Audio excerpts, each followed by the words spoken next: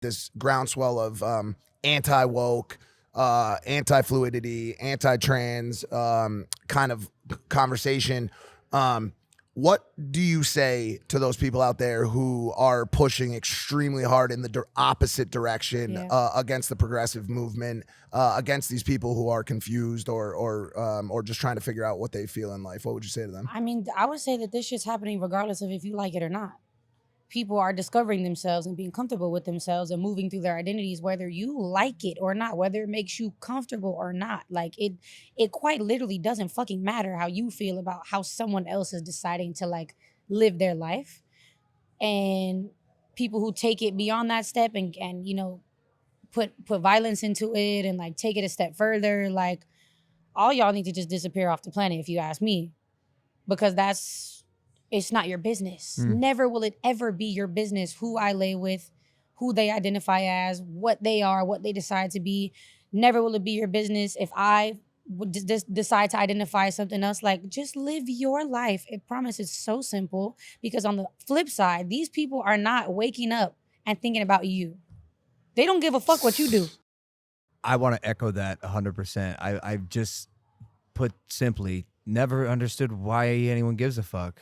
Why do you care? I don't know. Live and let live. You're not fucking me. I think like, look, change is fucking hard for a lot of like simple humans to understand. Like they know a certain thing, they've come to understand it a certain way, and not to throw the generations above us under the bus, but you know, things were a lot more strict. You mentioned language, like they didn't have the conversations we were having. They couldn't. The society didn't accept it as like an appropriate thing to do or be at the time, which is like, what a shitty time to be alive. I think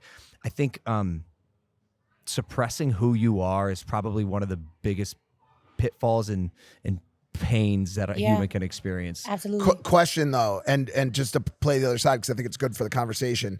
There's obviously a bunch of because I subscribe to live and let live. I don't give a fuck what you do in your life.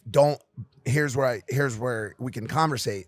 Don't affect my life or the life of my family, right? Ever. Yeah. Okay. And so a question I would have is, how do you feel about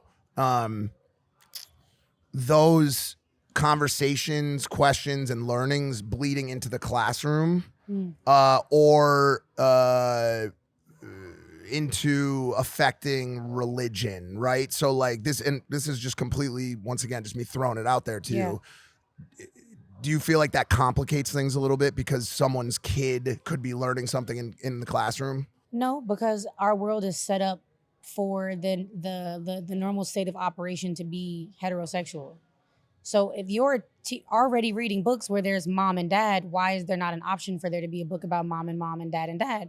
If you're already, come on, kids are watching movies where like, for sure, the damsel in distress gets saved by the Prince Charming, and that's teaching little girls that like your life isn't worth it until like a magical man comes and saves you from what you're doing and kisses you on the face, and then you owe him for the rest of your life. Like this is already it's just like if all we learned was white history. I mean, not to say that that's that far off, because majority of what we learn is only white history, but why is it not just the normal option to have all the options? Like, we should be able to have all the options. I don't believe in, there's no such thing as the gay agenda, because it's only because the world is straight. Hey there, if you like the clip, make sure to subscribe or check out this recommended clip to my right.